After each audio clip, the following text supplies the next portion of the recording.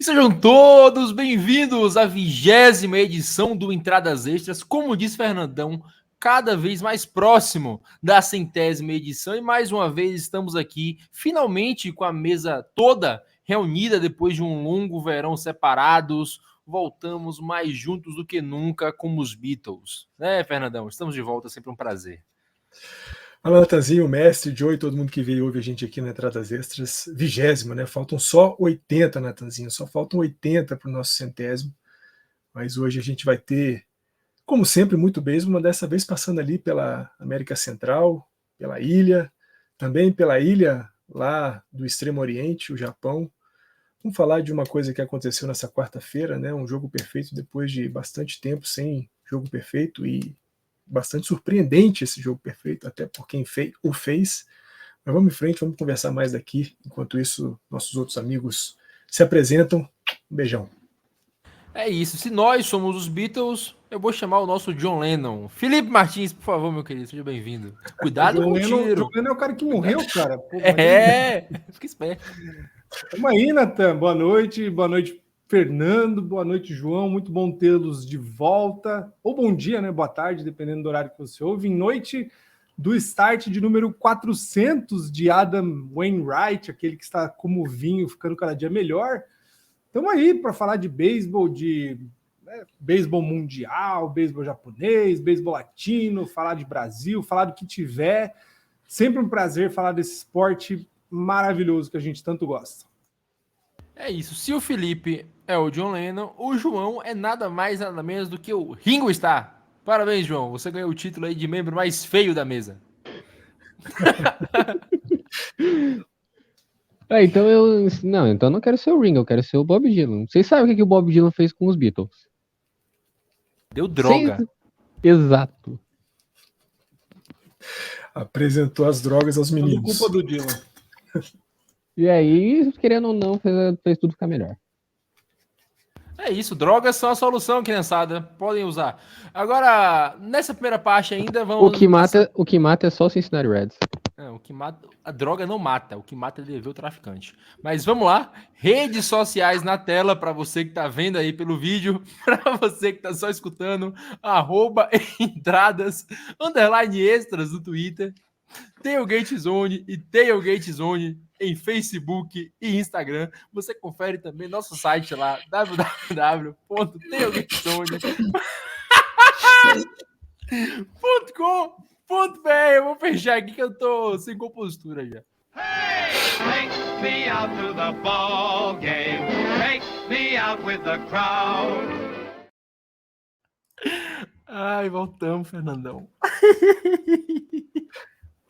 Depois dessa introdução, cara, como é que tem que começar a gravar esse podcast, né? Mas temos que falar, é claro, dos jogos, né, que vão definir a última vaga para o Pan-Americano, os Jogos Centro-Americanos do Caribe, que, por incrível que pareça, a gente esperava que Cuba e Venezuela fossem chegar com sobras no final e chegar ao torneio. Pelo que você me contou, pelo que a gente está vendo até agora, não está sendo bem assim, né? Está sendo mais complicado. Natanzinho, já estamos, né, os Jogos Centro-Americanos e do Caribe disputados aí por 8 seleções, lá em El Salvador. São 7 jogos para cada um dos times.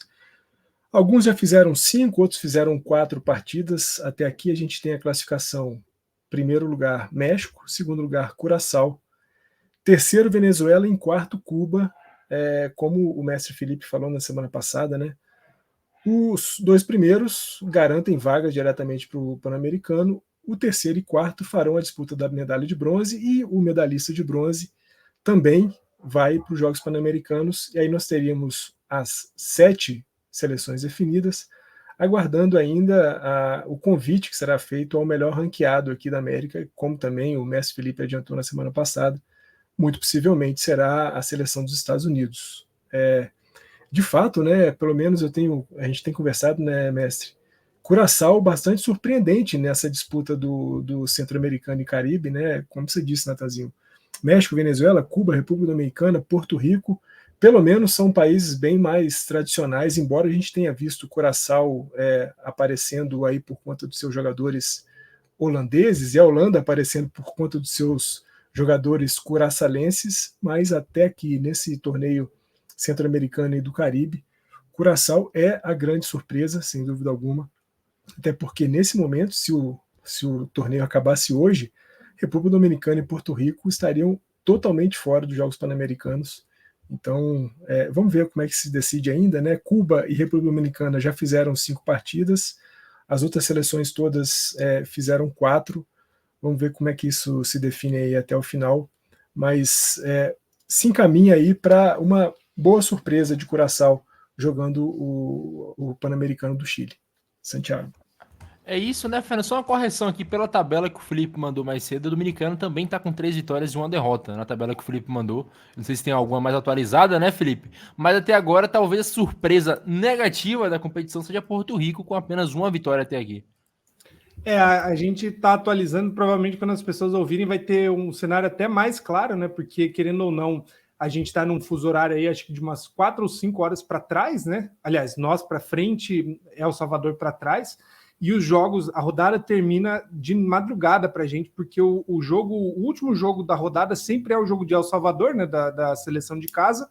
Muito que aconteceu no Panamá também, né, no classificatório do World Baseball Classic, a seleção de casa sempre tenta se favorecer com a torcida. No caso de El Salvador não está funcionando, já são 4 derrotas, né, em 4 jogos. Certamente a maior decepção do torneio, não que se esperasse muito, né? Nicarágua também não é uma grande seleção. Porto Rico é a notícia, né? Assim como foi no World Baseball Classic, uma queda clara, né, do beisebol da ilha aí já há algum tempo, porque, querendo ou não, era esperado que pudesse ter resultados melhores, né? Essa tabela mais atualizada que a gente tem, República Dominicana hoje perdeu o segundo jogo contra Cuba, que estava indo mal, mas já empatou com a República Dominicana e está nas cabeças.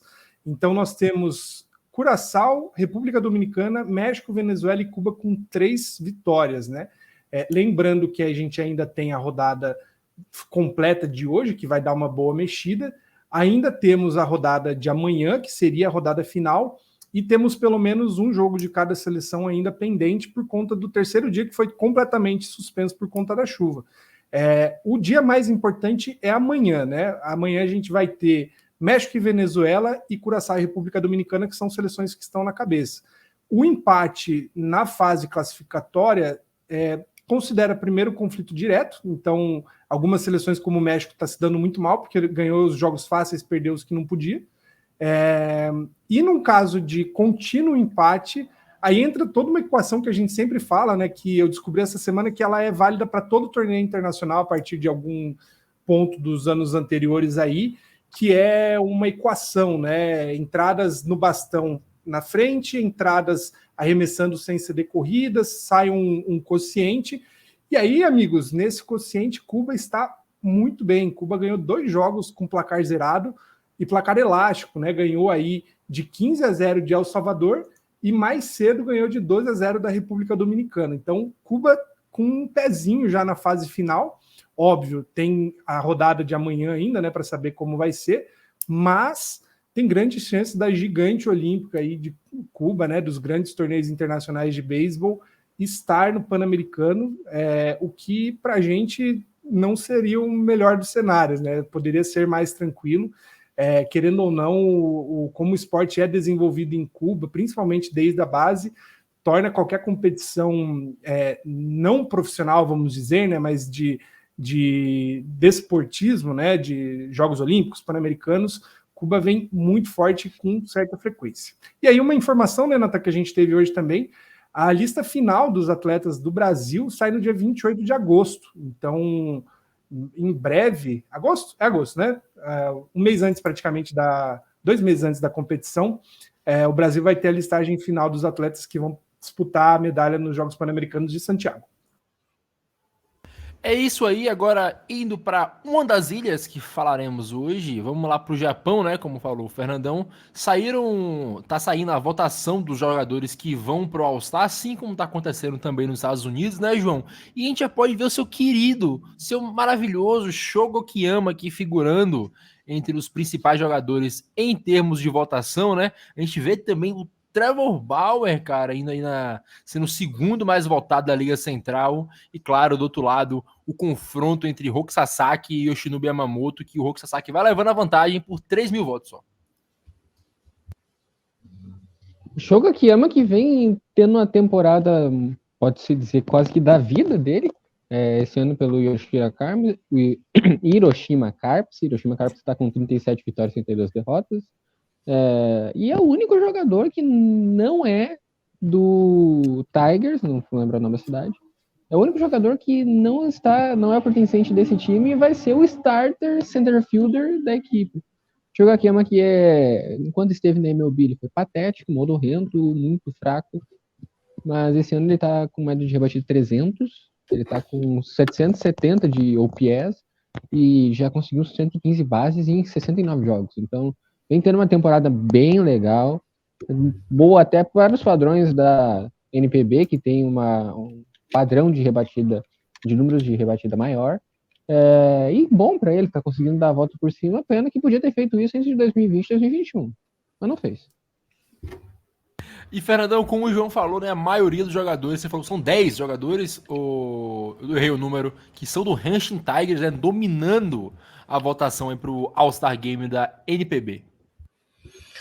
O Shogo Akiyama é o intruso aí, né, no time do Hanshin Tigers, que vai representar absolutamente o time da Liga Central. A Central League da NPB está toda representada por jogadores do Hanshin Tigers, que é da cidade de Nishinomiya.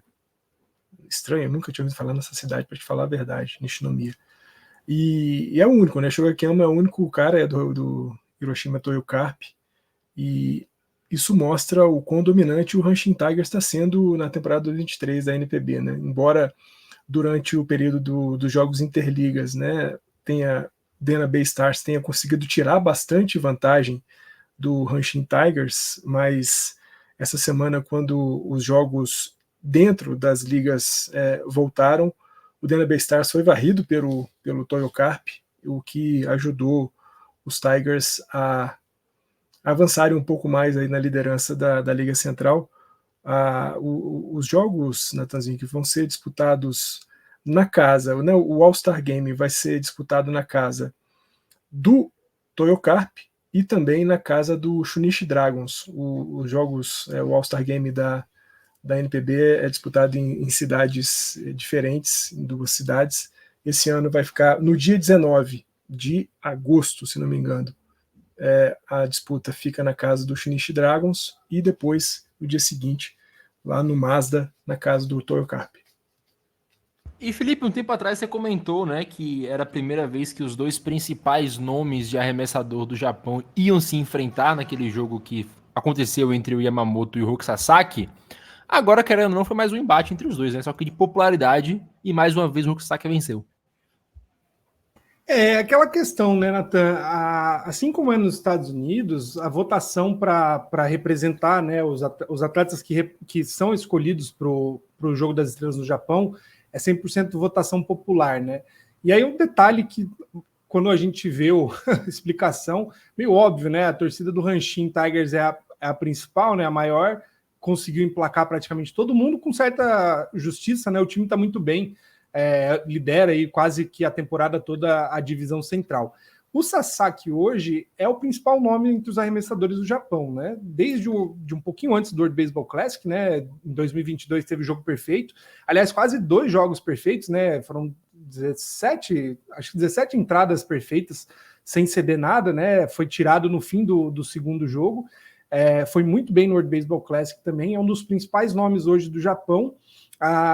Junto com o Yamamoto, que está em busca aí do 3º ano consecutivo brigando pela tríplice coroa, né? 2 ele já ganhou, os 2 últimos anos ele foi líder praticamente de todas as estatísticas de arremessador. Esse ano tá um pouco mais diluído, né? O Yamamoto demorou a pegar no tranco e outros jogadores de outras equipes estão jogando bem, né? O que é bom, porque o Yamamoto está provavelmente se despedindo do Japão, né? Tem grandes chances de ir para a Major League Baseball a partir do ano que vem. E aí passa um pouco essa coroa, né, para algum outro nome, que é o Sasaki, provavelmente hoje vamos dizer aí, o segundo jogador mais hypado do Japão depois do Otani, né? O Sasaki hoje é um dos principais nomes que atua no Japão, uma das grandes surpresas pela idade dele. Legal também ver outros nomes um pouco misturados, né? O pessoal que acompanha o World Baseball Classic vai reconhecer alguns, como o Kondo, né? Que vai jogar no time da Liga do Pacífico, o Sosuke Genda também estava disputando o World Baseball Classic, enfim. Tem uma série de nomes, óbvio, a gente sente falta de outros, como por exemplo, Munetaka Murakami não está nessa primeira seleção. Um detalhe, né? Temos alguns latinos, né? Pelo menos 2, o Livan Moinelo, que é cubano, Roberto Osuna também vai participar, enfim. É um jogo festivo, né? Assim como é na Major League Baseball, vale a gente tentar fuçar aí pelas estatísticas, pelas informações, porque é a nata da nata do esporte no Japão, e a gente sabe que hoje o Japão com certa folga aí, falando de beisebol dentro de um único país, né? Hoje é a principal escola do beisebol mundial. E para finalizar o primeiro bloco aqui, Fernandão, você tem informações aí com o correspondente em loco, correto? Lá dos playoffs da Liga Cubana. E conta um pouco mais pra gente aí do que tá pegando lá. Aproveitar, Natanzinho, mandar um abraço para o meu amigo Félix Martínez, que é um estudante de jornalismo lá de Ciego de Ávila, direto da Universidade de Ciego de Ávila, lá em Cuba. E hoje eu estava com umas dúvidas sobre a classificação, né? Porque a Série Nacional de Beisebol está chegando ao final da sua fase, da sua temporada regular. Lá em Cuba, os times disputam 75 partidas, cada um deles, durante essa temporada regular. E hoje, dos 8 classificados, a gente tem apenas uma pequena dúvida em relação a 3 times. O próprio Ciego de Ávila, que está em 7º lugar, o Camagüey, que está em 8º, e o Mayabec, que é o 9º. Por que, Natanzinho? O Ciego de Ávila ele tem mais 2 partidas a serem feitas, ele está com 73 jogos. Tanto o Camagüey em 8º quanto o Mayabec em 9º tem já as 75 partidas. Se Ciego de Ávila vence uma das partidas, ele garante pelo menos a 8ª posição. Se ele vence as 2 partidas que ainda faltam, ele garante a 7ª, mas se ele perder as 2 partidas, ele sai da zona de classificação, e aí o Mayabec, que hoje é o 9º, passa para 8º, e aí nós teríamos hoje nós temos o seguinte cenário na Série Nacional de Beisebol. Las Tunas como o primeiro qualificado, Santiago de Cuba em 2º, Artemisa em 3º, Santo Espíritus em 4º, Industriales em 5º, Matanzas é o 6º, Ciego de Ávila 7º e o Camagüey é o 8º. Ainda pendente apenas a situação do Ciego de Ávila, se ele vai ficar em 7º, 8º ou se não vai nem se classificar. É bem possível que ele consiga vencer uma dessas partidas e aí pelo menos o 8º lugar ele garante. Detalhes é que o Cocodrilos de Matanzas durante muito tempo foi o primeiro colocado da Série Nacional, mas aí na reta final perdeu um pouco de força e acabou se classificando apenas em 6º lugar. E o Industriales, né, o tradicionalíssimo Industriales de Havana, o maior vencedor da Série Nacional, que durante muito tempo, pelo menos nas 10 primeiras rodadas da temporada regular, foi o último colocado, agora conseguiu se classificar em 5º, mantendo a sua tradição de fazer quase sempre os playoffs da Série Nacional de Beisebol em Cuba, e buscando aí, pelo menos com condições de buscar mais um título da série. É isso. Para a próxima semana, ou lá nas nossas redes sociais, lá quem acompanha o Entradas Extras no Twitter, a gente posta todos os dias, né, a classificação e o resultado das principais ligas de beisebol pelo mundo. Assim que a gente tiver uma definição também da Série Nacional de Beisebol com relação ao Ciego de Ávila, se classificou em 7º, 8º, ou se nem se classificou, fique ligado lá que a gente vai passar, mas é bem possível que esse cenário que a gente falou aqui pouco se altere e a gente vai ter aí nos próximos dias o início dos playoffs lá pelos lados de Cuba, Natanzinho. É isso, vamos fechar aqui e voltamos já para falar de Major League Baseball.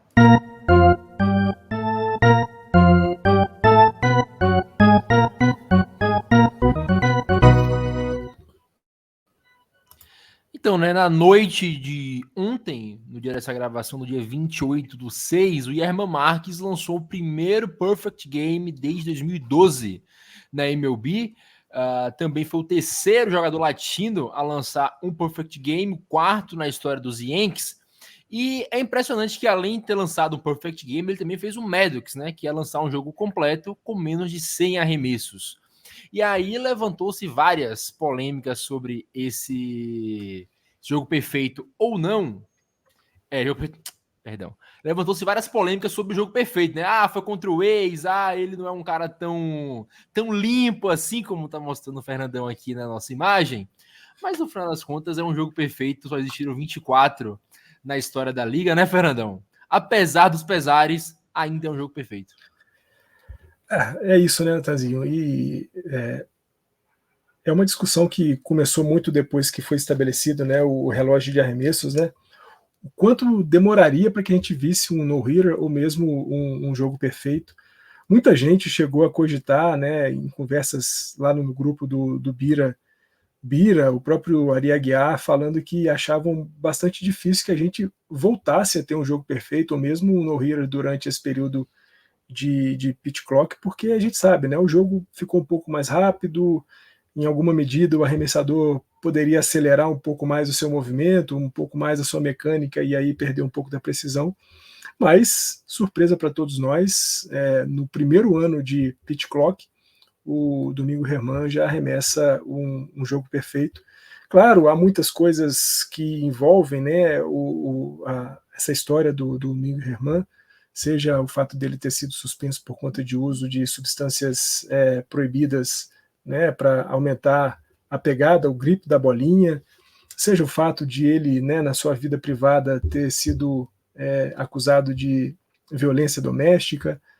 Tudo isso acaba pesando um pouco contra também, né, ter jogado contra os ex. A gente sabe, na história dos 24 jogos perfeitos da MLB, muitos deles tiveram placares bastante apertados, né? A boa maioria deles com placares de 1-0, 2-0. Esse 11-0 sobre os A's supera apenas o 10-0 dos Giants em cima do Houston, né? Quando o Matt Cain fez o seu jogo perfeito pelo San Francisco Giants. Estou falando de um time como os A's que já não se sabe nem mais se é um time, né? Porque há muitos anos o time vem sendo fraudado pelos seus donos e na temporada 2023 especialmente, o time não tem mostrado absolutamente nada de competitividade, embora nas semanas anteriores ele tenha conseguido até vencer algumas séries, mas no final das contas, como você disse, Natanzinho, é um jogo perfeito e em 150 anos de história de beisebol, esse foi apenas o 24º, então é algo que bom para o Domingo Germán, bom para os torcedores dos Yankees, celebrem, embora eu me mantenha um pouquinho mais retraído em relação a essa celebração e mesmo ao reconhecimento do feito do Domingo Germán. E, Felipe, você que gosta tanto, né, do New York Yankees, consegue celebrar ainda mais a vitória, esse feito da 4ª vez da franquia lá do Bronx, mas como eu falei, como o Fernando ressaltou, apesar de ser os ex, ainda é um jogo perfeito, né? E o Germán Márquez, talvez a gente vá comentar, talvez até pessoas do seu lado da força, pessoas que... falei Germán Márquez, né? Agora que eu percebi. Toda hora eu tô com o Germán Márquez na cabeça, é o costume. Domingo Germán. E as pessoas do seu lado da força aí, né? O lado vermelho, vão ficar falando no futuro aí que ele pode ou não tá com colinha na mão para lançar esse jogo perfeito. São detalhes dessa história, né, Natan? Eu prefiro, assim como o Fernando, eu não estou celebrando tanto, porque se tratando de Domingo Germán, tem muita polêmica aí, né, aquela coisa, pelo que ele fez extra-campo, já é questionável ele estar jogando, né, óbvio, cumpriu a punição dele, enfim, foi suspenso esse ano, então ele já primeiro grande fato, né, a primeira vez que um jogador na mesma temporada lança um jogo perfeito depois de ter sido suspenso por uso de substância indevida, né? Já é bizarro por si só. Para mim, o que mais chama atenção e que, independente de quem seja, mostra como é um fato muito raro mesmo, essa semana saiu um levantamento também, com certa folga, que a República Dominicana é o país que mais tem atletas na Major League Baseball depois dos Estados Unidos, né? Então, fora o país sede da liga, os dominicanos dominam, né? 100 e poucos atletas.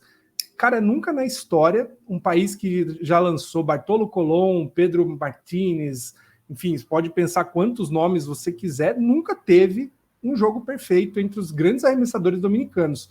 Domingo Germán foi o primeiro, né? Então, podia ter muitos outros marcando aí, levantando essa bandeira. A gente vai ter justo o Domingo Germán, né? Que é um cara cercado de polêmicas intracampo e extracampo, né? Mas, como o vídeo do Anthony Curti, né? Ele postou um vídeo hoje falando isso, ainda assim trata-se de um dos feitos mais raros do esporte. Então, celebre quem é de celebrar, contente-se quem é de se contentar. A gente apenas comenta, né? No nosso caso, meu e do Fernando, sem muita alegria por ser Domingo Germán, mas que legal, né? Que legal que esse ano várias vezes a gente bateu na trave de no-hitter e jogo perfeito. Finalmente saiu para a gente testar justamente o que muito bem colocado pelo Fernando, até que ponto um relógio afeta, né? E aí um detalhe, ontem a análise, né, estatística dos arremessos do Domingo Germán não teve nada demais, assim, ele não estava com, como o pessoal fala, né, não tinha nenhum arremesso fora de série, ele estava na velocidade normal dele, a velocidade de giro da bola, né, normal. A questão é o controle, e aí, de novo, né, a gente fala, é necessário a gente apontar não diminui o fato, mas é necessário apontar o outro lado, né? Quando você tem o Athletics, um dos piores times que a gente viu aí nos últimos anos rebatendo, as coisas tendem a ficar um tiquinho mais fácil. E, ô João, o que o Felipe falou é verdade. Eu tava vendo também, o mesmo cara que o Felipe tá no grupo que mandou, né? Então a gente viu junto praticamente. O Domingo Germán, eu ia falar Germán Marques. Domingo Germán, ele não teve nenhum arremesso absurdo ontem, como falou o Felipe. A velocidade também estava absurda, o spin da bola também não. Mas foram 72 strikes, 99 arremessos, né? Então ele tava com um bom controle. E como falou o Felipe, o adversário ajuda. E o feito, ele é uma reviravolta tão grande por causa que nos últimos starts do Domingo Germán, os últimos 2 jogos, ele tomou 15 corridas. Então ele vai de tomar 7, tomar 8 corridas, jogo perfeito. Então é uma reviravolta muito grande. Eu acredito que eu não tenho mais nada a acrescentar. É um jogo perfeito. O Domingo Germán tá com o nome na história. É o primeiro dominicano. Foi incrível o que ele fez. Não tem como negar. Um Maddox Game Perfect Game sob o pitch clock. Um arremessador que não é extraordinário. Então foi um fato que é notável. Então eu não tenho o que acrescentar sobre isso. Mas para mim poder encher um pouquinho de linguiça, eu queria trazer a história que em 1917, Babe Ruth subiu no montinho para enfrentar o Washington Senators, ainda jogando pelo Boston Red Sox. Aí ele, o primeiro jogador que ele enfrentou no montinho, ele se deu um walk. Só que ele ficou muito bravo com o juiz por ter dado o walk numa coisa que era, segundo ele, claramente um strike. Aí ele foi lá e deu um soco no juiz. Teve que ser tirado de campo pela polícia, coisa e tal. Aí veio o cara para substituir ele por causa que o Babe Ruth, obviamente, foi expulso depois disso. Daí o cara que veio depois dele enfrentou 27 rebatedores e arremessou um jogo perfeito. Só que não conta com um jogo perfeito por causa que o Babe Ruth cedeu um walk e deu um soco no juiz. Maravilhoso, cenas que nós gostamos de ver sempre. Fernandão, você comentou sobre a quantidade de jogos perfeitos ou no-hitters que viriam a acontecer, né, depois da mudança de regra. Esse ano não aconteceu nenhum, até acontecer esse agora do Domingo Germán. Mas antes a gente flertou várias vezes, viu? O Strider chegou perto do jogo perfeito, a gente teve alguns no-hitters que foram longe, e tirando 2021, que foi o ano que teve uma porrada de no-hitter, teve time tomando 3, inclusive, parabéns, Cleveland Guardians, talvez é muito cedo para falar, mas a influência esteja sendo positiva, não? Pelo que a gente está vendo, que sempre estão chegando perto do feito. Sempre. Uma hora vai acontecer. Natanzinho, eu acho que assim, uma coisa que salta desse momento, né, do fato de a gente já ter visto alguns jogadores, alguns arremessadores se aproximando do jogo perfeito, ou de um no-hitter, e agora o Domingo Germán arremessando um jogo perfeito, é de que quem joga na MLB é muito bom. Os caras são capazes de se adaptar muito rapidamente a uma condição que a gente pode dizer que é uma condição extrema, né? Um arremessador ter 15 segundos para poder fazer um lançamento, ou 20, né? Dependendo do fato de as bases estarem ocupadas. É muito pouco tempo para uma época, ano passado, temporada passada, que a gente tinha duelos que demoravam, sei lá, 5, 8 minutos, porque o arremessador se ajeitava de tanto e puxava a calça, ajeitava a manga da camisa, secava a cara, o rebatedor tirava a luva, colocava a luva, ajeitava o capacete. Tudo isso, tanto da parte dos rebatedores quanto dos arremessadores, não pode mais acontecer, ou pelo menos não pode acontecer da maneira como eles faziam antes em 2023. E a gente vê o quanto que esses caras são bons, o quanto que esses caras são capazes de se adaptar a essa regra do relógio de arremesso, sobretudo arremessadores, né? Eu gostei muito da época em que foi anunciada a mudança da regra para o relógio de arremesso, mas eu pensava que a gente teria muitos walks, muitos wild pitches, até mesmo hit by pitch por conta dessa regra, mas o que a gente está vendo é nada, absolutamente nada disso. Os caras continuam arremessando muito bem e talvez o Herman tenha sido o cara a inaugurar aí uma época, quem sabe ainda nessa temporada, de mais algum jogo perfeito, por que não? E até no hitter, porque a gente já teve, né? O próprio arremessador dos Dodgers, moleque Bob Miller, e tanto o Bob Miller quanto o Emmett Sheehan, 2 novatos dos Dodgers, chegaram muito perto de um no-hitter, né? Pelo menos levaram um no-hitter até a sexta entrada. Então é muito legal ver o quanto que esses caras que jogam na MLB são bons. E, ô Felipe, no começo do ano lá, quando a gente gravou, eu acho que foi o primeiro podcast, ou foi o terceiro, e o Fernandão trouxe uma fala do Scherzer, falando que, pra ele, a mudança era boa, porque agora o arremessador dita o ritmo do jogo. Até agora, tudo que a gente vai falar aqui é especulação, é só teoria, não tem nada que a gente possa comprovar ainda, porque é meia temporada de mudança, mas até agora, a impressão que a gente pode ter talvez seja de fato, vantagem para esses caras ou não, porque, pensando por um lado, muitos caras que foram muito bem nos últimos anos estão mal, como foi o caso do próprio Sandy Alcântara, que foi Cy Young ano passado. Mas tem outros caras que esse ano foi necessário que eles virassem outro jogador, subisse um patamar e subiram, como foi o Framber Valdez, né, que era um grande arremessador e agora virou o ace que o Astros precisa.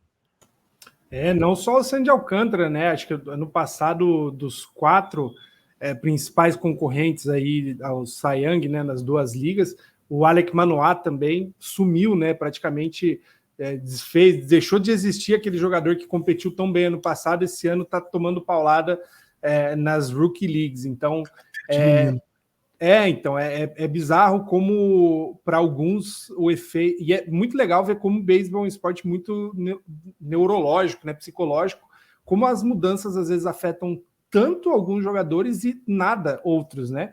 A gente vê que alguns estão ficando ainda mais dominantes, enquanto os jogadores que foram muito dominantes ano passado não conseguiram se adaptar. Óbvio que tem outros fatores também, né? Mas a gente vai ter um saldo, de fato, no fim dessa temporada, olhando aí para 162 jogos, como foi cada jogador, enfim, como desenvolveu aí durante esse ano.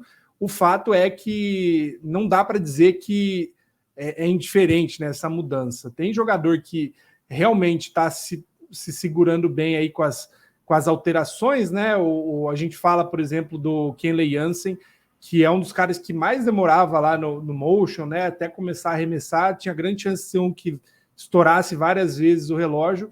Teve bons momentos, né? Até a gente falar dele e tudo desandar, mas estava indo bem. O Kevin Gausman também liderando aí os arremessadores da Liga Americana em algumas estatísticas, tem sido bem dominante.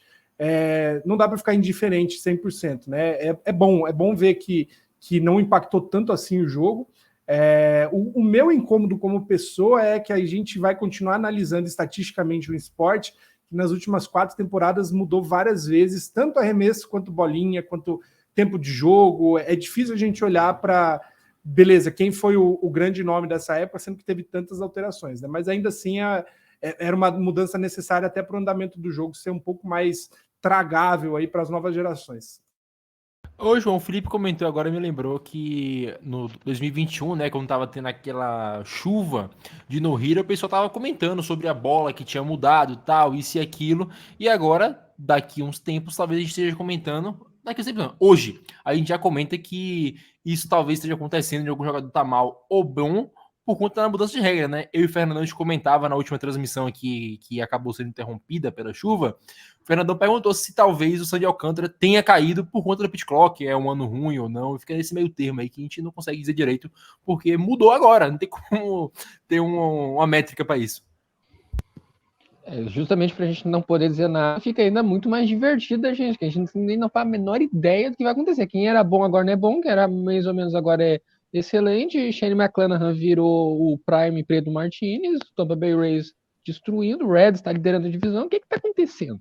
Eu desaprendi a ver beisebol. O que aconteceu? Os padrões que eu criei antigamente, de quem era bom, quem era ruim, mudou completamente. E agora, o que eu faço? Agora você se filia a Big Red Machine e vem comigo liderar a divisão central da National League. Mas eu... Fala. Sobre isso, depois a gente vai falar sobre o All-Star Game, não tem nada a ver com isso, mas falando em divisão central, divisão leste, Liga Nacional e coisa, Padres e o Cubs é o único time que tem um run diferencial positivo na divisão central e o Padres está acima deles. Como é que esses times estão mal? Ninguém faz ideia. Culpa do Pitchcock. Exato. E, Fernandão, agora de fato, hora de falar. Eita porra. Hora de falar de All-Star Game dos Estados Unidos. Eu deixei o negócio cair aqui no chão. Hora de falar de All-Star Game dos Estados Unidos. A gente vai ter definição em algumas horas. Nós não saberemos aqui do podcast. O pessoal amanhã já vai saber quem serão os escolhidos, né? Mas até agora a gente não tem uma grande surpresa, nada do tipo. São os homens que estão realmente dominando essa temporada, unindo dominância a popularidade, né? São os caras que devem fazer esse All-Star Game essa temporada. E agora há pouco foi confirmado que o Vlad Guerreiro Jr. vai estar no Home Run Derby junto ao Julio Rodrigues. Sem dúvida, a gente já tem aí dois meninos que gostam bastante de bater forte na bolinha, né? Julio Rodrigues, que na temporada passada foi o vice-campeão do Home Run Derby, vencido pelo Juan Soto, e o Vlad Guerreiro Jr., que vem para tentar voltar a fazer uma boa figuração lá no Home Run Derby. Mas, Natanzinho, o que a gente pode dizer assim, se há alguma surpresa nessa eleição do All-Star, é o fato de o Ronald Acuna Jr. ter superado o Shohei Ohtani em votos. Né? A gente está falando de um dominicano, aliás, de um venezuelano contra um japonês. Pelo menos assim, em população, o Japão tem bastante mais gente do que a Venezuela. Mas a Latinoamérica mostra sua força e colocamos Ronald Acuna Jr. como a maior votação dessa temporada do All-Star Game. Esses dois jogadores já estão garantidos, né? O Ronald Acuna Jr. como um dos outfielders do time da Liga Nacional e o Shohei Ohtani como o rebatedor designado da Liga Americana. A gente ainda tem aí algumas boas disputas, né? Nessa fase ainda final de votação. Às 8 horas da noite de hoje aqui no Brasil, dia 29/6, vão ser revelados todos os eleitos. A gente tem uma boa disputa ainda na vaga de catcher da Liga Americana entre o Jonah Heim e o Adley Rutschman. O Jonah Heim que vai liderando a votação em cima do Rutschman. Tem também uma disputa entre o Yandy Diaz e o Vladimir Guerreiro Jr. na primeira base também da Liga Americana. Também na Liga Americana, Aaron Judge e Jordan Álvarez brigam aí cabeça a cabeça para ver quem vai se juntar a Mike Trout e Randy Arozarena, assim como a segunda base e o rebatedor designado da Liga Nacional. Segunda base, Luisa Reis e Ozzy Albies disputam aí para ver quem vai ser o maior votado. E na vaga de rebatedor designado da Liga Nacional, J.D. Martinez dos Dodgers e Bryce Harper brigam voto a voto, J.D. Martinez um pouquinho à frente ainda. Hoje a gente vai ter revelado todos os nomes. No dia 2 de julho, a MLB divulga também os arremessadores e os reservas do All-Star Game. E, Felipe, falando um pouco também, All-Star Game ainda, né? Você dá continuidade também no que o Fernando falou, mas uma coisa que acabou de me vir à cabeça, acabei de lembrar, é que teremos Brasil no All-Star Game. O Rodrigo o Raio lá do Real Madrid, jogador da seleção brasileira, vai participar do jogo de softball das estrelas. Confesso que não entendi nada. Assim como o Marcos Mion lá da NBA, né? Eu não entendi completamente nada do Rodrigo estar lá jogando esse All-Star Game, mas digo aqui, estarei torcendo por ele. O legal é que são ações de marketing que, por mais bestas que pareçam, talvez um indicativo de para onde a liga tem olhado, né? Óbvio, o Rodrigo, ele ultrapassa um pouco, talvez, vamos dizer, né, a fama do beisebol brasileiro, porque o cara joga num grande centro da Europa, num grande time, enfim, mas o fato de terem outras opções que poderiam ser, né? E ser escolhido um brasileiro, para a gente é um motivo de comemorar, né? Numa dessas, aí nos próximos anos, a gente vê mais iniciativas da Major League Baseball olhando aqui para o Brasil. Se eu não me engano, é a primeira vez, né, que vai ter um jogo de softball de famosos, né, de celebridades que não são ligadas necessariamente ao beisebol.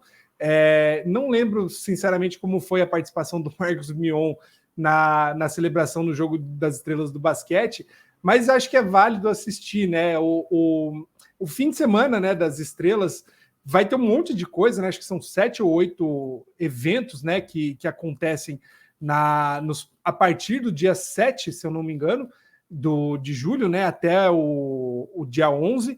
Vai ter o Home Run Derby, vai ter o Jogo das Estrelas, o Draft, tem um monte de coisa que a Major League Baseball agora coagula, né, tudo no mesmo fim de semana, o que é muito bom para um todo, né, do esporte. A gente tem um breakzinho aí legal com uma série de coisas para acompanhar, né? Então, vamos ficar de olho, acho que provavelmente vai ter transmissão também, né, como sempre tem. E procure aí, né, você que está ouvindo a gente, procure seus amigos que gostam de beisebol na sua cidade, achem um bar legal, peçam para o cara colocar lá no jogo, assista esse jogo, bebam em homenagem aí ao seu jogador favorito, celebrem home runs de Shohei Ohtani, porque sempre é um evento muito festivo, né? Principalmente o Home Run Derby, que, aliás, esse ano, Nathan, falando de coisas que passam por cabeça, acho que é o primeiro ano também que vai ter aquele formato diferente no caso de empate, né? Que acho que é tipo um shutout no Home Run Derby. Até vou pesquisar essa informação até o fim do programa, da gravação aqui, a gente traz, tenho quase certeza que esse ano vai ser diferente. É isso, né? E agora o All-Star da MLB, como falou o Felipe, é o mais divertido que tem, é o único que presta no final das contas. E, ô João, depois que os jogadores forem anunciados aí que venceram a votação, nós vamos ter as escolhas do comissário, né? Que são os pitchers e os reservas. A gente tem que pensar também que nomes como Shane McClanahan, Spencer Strider, Zach Gallen, são nomes que vão aparecer aí no All-Star no próximo mês. É no meio desse mês, no caso, né? De julho. E ainda bem, eu já tinha visto algumas questões sobre isso. Por que pitcher não é a gente que escolhe? Por que não é por votação popular? Imagina um pitcher de 7 de ERA arremessando, começando um jogo de All-Star Game. Isso ia com certeza acontecer. Então, principalmente com um brasileiro podendo participar. Eu ia votar, com certeza absoluta. Eu ia ver de trás para frente a lista de ERA. Eu ia votar, eu ia me esforçar ainda para votar mais, ia que pegar as contas reserva. Ia fazer essa coisa. Por quê? Porque sim. Porque ano passado eu votei no Tatis. Tatis ano passado estava suspenso. Enfim, mas Kevin Gausman pode ser que comece o jogo para a Liga Americana. Nesse ano, Kevin Gausman que lidera a Liga em WAR, tá com 3.5 em WAR de pitching. E o Zach Gallen junto com o Zach Wheeler vão pela Liga Nacional. Vão se degladiar aí pelas próximas semanas para ver quem começa. Mas esse ano a gente vai ter alguns jogadores que a gente não tá tão acostumado a ver. Por exemplo, o George Kirby, pode ser que seja chamado. Sonny Gray, Cincinnati Reds Legend, Yankees Legend. A gente vai ter também Mitch Keller, do Pirates, que pode ser que esteja nesse All-Star Game. Joey Ryan. Clayton Kershaw, por que não? Escolha do comissário, alguma coisa. Nathan Eovaldi, para arremessar ali pelo terceiro inning da Liga Americana. Então a gente tem vários jogadores que a gente não tá acostumado a ver. Jogadores do médio escalão da MLB sem pitch clock, e agora com o pitch clock vieram Super Saiyajins.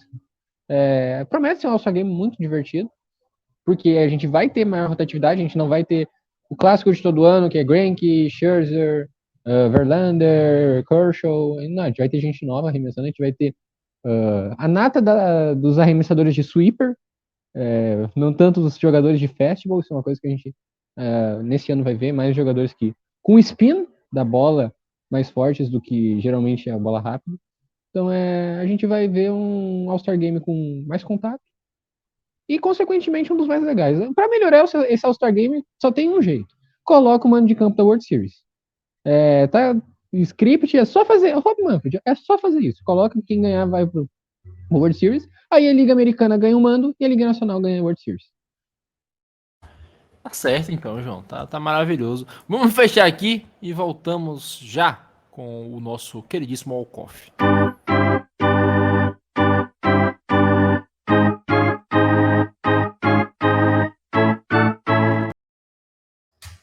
Meus queridos, a gente começa, né, fazendo aquele velho apanhado da as apostas do último mês, eu queria falar que eu não gostaria de falar sobre a minha.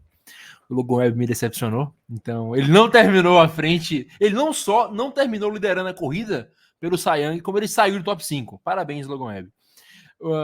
Não quero falar sobre isso, não. Mas o Felipe chegou perto, viu, Fernandão? O Felipe chegou ali, beliscou. O Ace chegou a não ser o pior time da liga, meteu uma streak de 8 vitórias seguidas. Mas Felipe, não deu. Depois que o Ace foi vendido, ladeira... Vendido não, né? Podia ter sido, mas depois saiu a notícia, né, de alocação, parece que desandou tudo. Infelizmente, errei meu palpite. Como é que tá o Reds? Tá na frente ainda por meio jogo ou o Milwaukee já passou, João? Não, meio jogo. Sai fora. Se o mês acabasse hoje, né, Reds confirmaria a nossa aposta, né? Falta um pouquinho ainda, mas eu tenho fé em Deus que o Cincinnati Reds vai se manter à frente lá na central da Liga Nacional. O mês acaba aqui de acordo com esse podcast. Nosso último podcast é hoje, então o mês acabou hoje. Parabéns, João, pela vitória. Você acertou. E, Fernandão, você se une a nós, aos derrotados do mês de junho. Inclusive, não sei como é que tá a Playoff Picture, mas se acabasse hoje o mês, um dos wildcards seria Reds e Giants. É uma excelente pergunta. Tô tentando achar aqui enquanto a gente tá conversando. Eu sei que esse matchup acontecer e Cincinnati Reds ganhar, eu vou ficar tão insuportável que o Nathan vai me bloquear. Não vai acontecer. E se acontecesse, o Reds não iria ganhar. Mas, Fernandão, o Ronald Acunha Jr. não jogou nem na metade da sua aposta para esse mês. A completa decepção, né, Natanzinho? Eu apostei que ele faria 30 roubos de base nesse mês de junho. Ele tentou 15 vezes roubar a base, foi pego em 2, conseguiu sucesso em 13. Ainda assim, vai ter uma temporada de muitos roubos de base, porque até agora o Ronald Acunha conseguiu roubar 36 bases, então é muito possível que, não sei se a gente chegou a falar aqui, né, uma possibilidade de 60 roubos de base para o Ronald Acunha com 40 home runs. A gente pode ter uns 60-40 aí, algo espantoso, mas no mês de junho, o Ronald Acunha, pelo menos para mim, foi uma decepção. Apenas 13 roubos de base, nada dos 30 que eu tinha pensado aqui. É isso, né? E agora que a gente terminou o nosso recap, vamos falar da Playoff Picture, caso o MLB acabasse hoje, Felipe. Lá pro lado da Conferência Americana, nós teríamos Tampa Bay Rays e Texas Rangers classificados diretamente para a série divisional, e New York Yankees contra o Baltimore Orioles e Minnesota Twins indo com seu belíssimo recorde para enfrentar o Los Angeles Angels, finalmente indo aos playoffs, caso acabasse hoje, é claro. Pois é, seria um cenário curioso aí que acho que ninguém apostaria em um time, na verdade. A gente já esperava, né, que Yankees, Rays e talvez Baltimore, talvez Toronto fosse o terceiro time da divisão leste da Liga Americana. O Twins é com folga o melhor time da divisão, né? Por incrível que pareça, porque menos o que pior. tem demonstrado, menos pior seria mais certo, né, a gente descrever. Eu acho que a grande surpresa fica de fato pelo Angels, né? Que fez algumas mudanças pontuais, não parecia nada muito relevante, mas o time até que deu uma certa liga, né? E óbvio, a gente insiste em destacar a sumidade que é Shohei Ohtani, né? Quem tem Ohtani no time já tem meio caminho andado para fazer alguma coisa boa, né? Falta o resto que às vezes o Angels falha. Mas na parte que cabe ao Ohtani, ele tem garantido boas vitórias aí para o time, tanto no montinho quanto no bastão. E o Rangers se segurando, né? Numa divisão que poderia dar bagunça, né? Principalmente por conta de como o Astros costumava vir nos últimos anos. Se acabasse hoje, o Astros nem na briga estaria, né? Então, seria aí o último time, talvez, da disputa, né? Do Wild Card, o primeiro fora, né? O primeiro fora, né, se eu não me engano, da lista, mas o fato é que iriam outras equipes e não nosso querido Houston Astros. Fernandão, na Liga Nacional, nós teríamos Atlanta Braves e Arizona Diamondbacks indo com o primeiro e segundo diretamente classificados para Divisional Series, né? E aí, San Francisco Giants, o maior time da história dos esportes, enfrentando o Miami Marlins. E do outro lado, você e o João trocam tapas em Reds e Dodgers aí para ver quem enfrentaria o D-backs, né? Surpreende hoje, né, Natanzinho? As ausências muito mais do que talvez as presenças de Cincinnati Reds e Miami Marlins se a temporada acabasse hoje, né?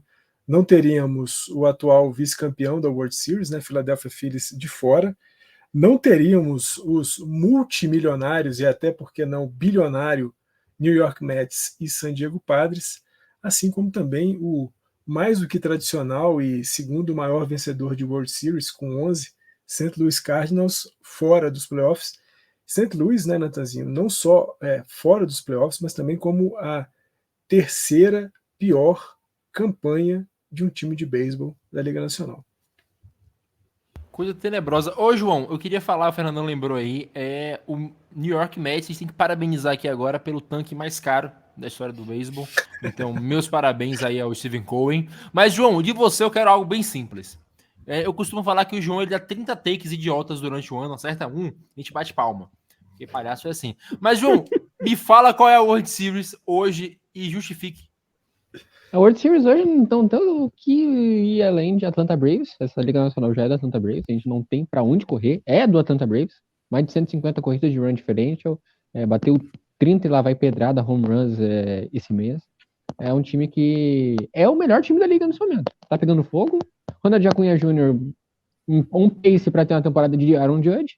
Então ninguém vai apostar contra o Braves, né? E na Liga Nacional Americana, esse time do Texas Rangers é muito explosivo. Muito explosivo. Tem bons arremessadores. Tem um bullpen decente. Então, é a fórmula de bolo que a gente sempre vê em World Series. Time que vai na World Series tem um ataque explosivo, 2 starters e um bullpen que segura alguma coisa. Phillies ano passado. Padres, que foi bem ano passado. Se bem que o Tampa Bay Rays agora tá dando aquela fraquejada, mas ainda é um time muito forte. Mas Tampa Bay Rays a gente sempre tem que lembrar que a algum momento o Shane McClanahan vai machucar, algum arremessador vai machucar. Já em Texas a gente não vê isso com tanta consistência. Se fosse para dizer hoje, puramente por feeling, eu iria com o Texas Rangers, porque é um time que eu vejo com muito mais explosão para colocar 10 corridas numa entrada e virar uma série. Até porque, né, Natanzinho, quem tinha que machucar nos Rangers já machucou, né? Não, só para deixar claro aqui, o Rangers tem também o maior treinador do beisebol, chamado Bruce Bolt, futuro Hall da Fama, lenda, 3 vezes campeão da World Series com Giants aí. Mas, Fernandão, meu querido, sempre um prazer falar com você. Hoje não teve chuva que nos parasse.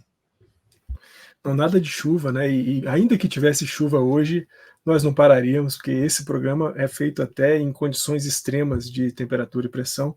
Natanzinho, sempre muito bom estar com você, estar com o Mestre Felipe, o Joey, todo mundo que ouve e vê a gente aqui no Entradas Extras, caminhando firme e forte para os 100 episódios, mas também caminhando firme e forte, Natanzinho. Falamos disso só aqui agora no finalzinho, para quem estava vendo a gente, viu aqui embaixo passando o tempo inteiro, né? O apoia.c/TZNopan 2023, que é o link para você conhecer o projeto do Tailgate Zone, que vai fazer a cobertura da Seleção Brasileira de Beisebol lá no Pan-Americano de Santiago, no Chile, entre outubro e novembro. E também vamos falar muito de basquete feminino e masculino durante a competição. Se você puder, entre aqui no link, conheça o projeto. Lá tem um link para você também contribuir com o nosso projeto. Podendo contribuir financeiramente, faça-o, por favor. A gente precisa da ajuda de todos. Não podendo contribuir financeiramente, divulgue o link, fale do projeto, compartilhe com seus amigos, amigas, familiares, porque quanto mais pessoas chegar ao nosso projeto, mais chance a gente tem de tê-lo bem sucedido. Vamos junto, vamos em frente, porque onde tiver uma bolinha de beisebol voando, lá nós estaremos. É isso, né? E como o Fernandão falou, esse podcast acontece em condições extremas. Porque quando eu olho para Felipe Martins, eu sinto um calor gigantesco, que é um gostoso da porra. Mas é sempre um prazer falar com você, Felipe. Aguardo o seu calor para me aquecer lá no Chile.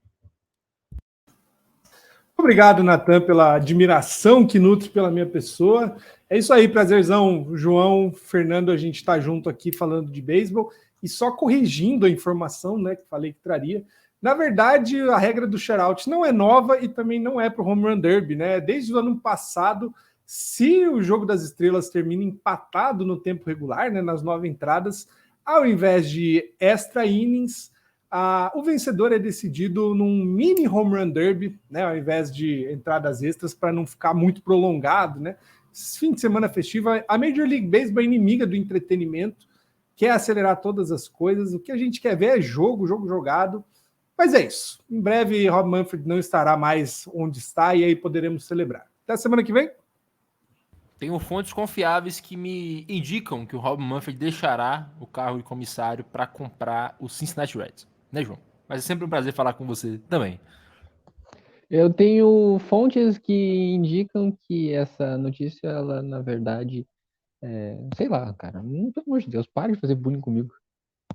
Agora que começa a ter alguma coisa boa saindo desse time, agora, inclusive, Joey Votto e Joe Burrow vão receber a chave da cidade de Baltimore, porque é impressionante o que eles fazem com eles. Uma boa noite a todos. De Baltimore? Claro! Olha o que o Bengals fez com o Ravens. Ah, tá, verdade, esqueci, tudo bem. Meus queridos, um abraço a todos que escutaram aqui até o final, um beijo, nos vemos na próxima semana